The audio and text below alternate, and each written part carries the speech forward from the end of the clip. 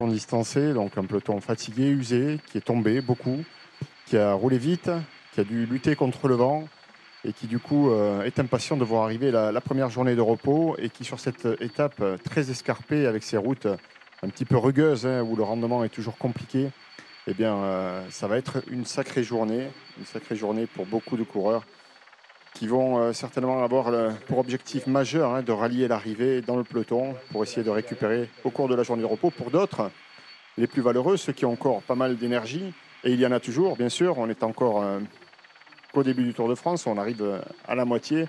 Et bien pour d'autres, c'est un terrain idéal pour attaquer.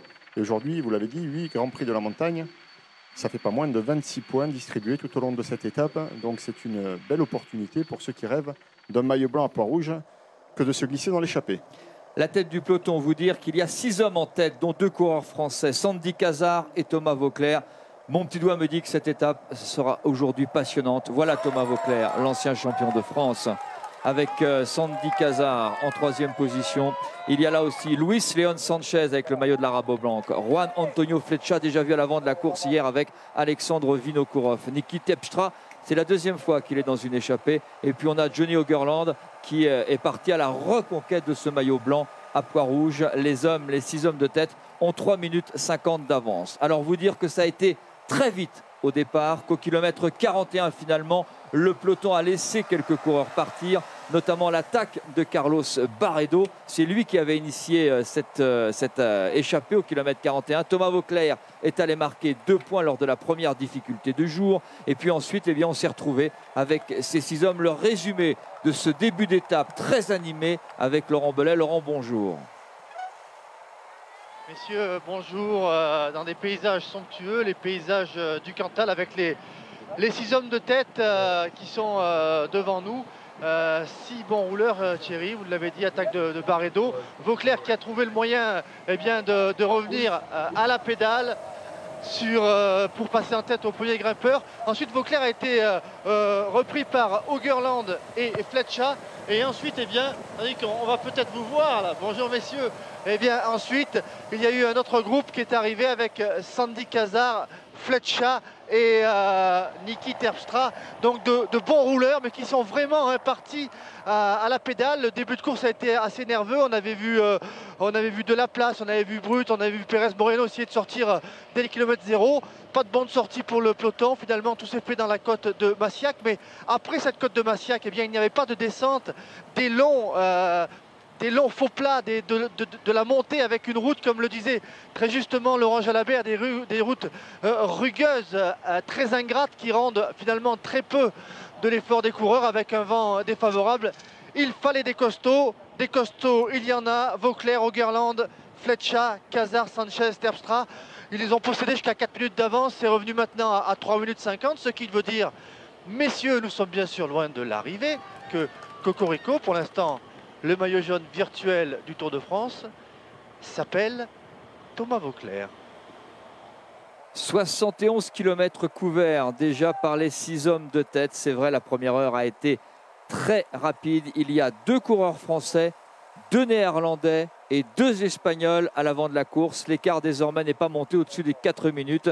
Il est stabilisé aux alentours de 3,45, 3,48 alors que nous sommes à 136 km 700 de l'arrivée avec un peloton fatigué. Il y a eu un non partant ce matin. Je vous rappelle que le départ a été donné à 12h18. Il restait 187 coureurs dans le peloton. Juan Manuel Garate, le coureur espagnol, ancien champion d'Espagne, qui porte depuis quelques années le maillot de la Rabobank, tombé le 2e jour du Tour de France, qui compensait comme il le pouvait, a été finalement contraint à l'abandon. Il était donc non partant. Il n'a pas pris le départ ce matin.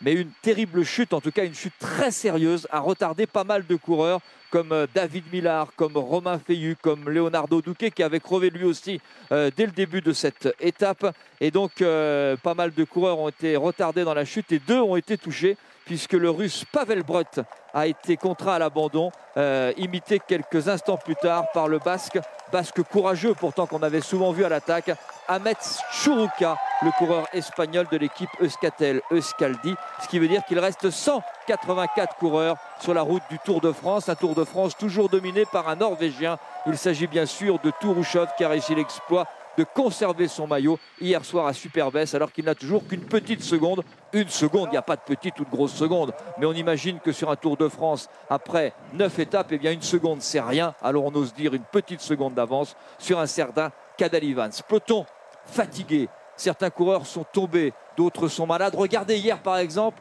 à Superbès, l'arrivée ici de Wouter Poels, le coureur néerlandais de l'équipe Vacances Soleil, épuisé, fatigué, problème digestif pour le grand coureur de l'équipe Vacances Soleil, coureur courageux s'il en est. Il passe la ligne d'arrivée avec 28 minutes et 48 secondes de retard. Il est reparti ce matin courageusement, mais au bout d'une cinquantaine de kilomètres, rythme trop important pour lui, il a décidé de mettre pied à terre. C'était le premier abandon sur la route du Tour.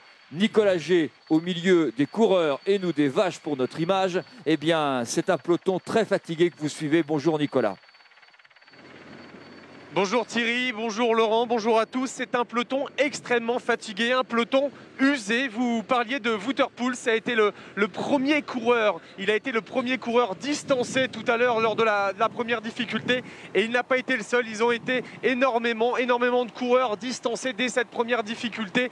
Et l'un des plus importants, évidemment, c'est Robert Gesing qui, dès les premiers mètres de cette ascension, a été distancé, attendu par 3 coéquipiers.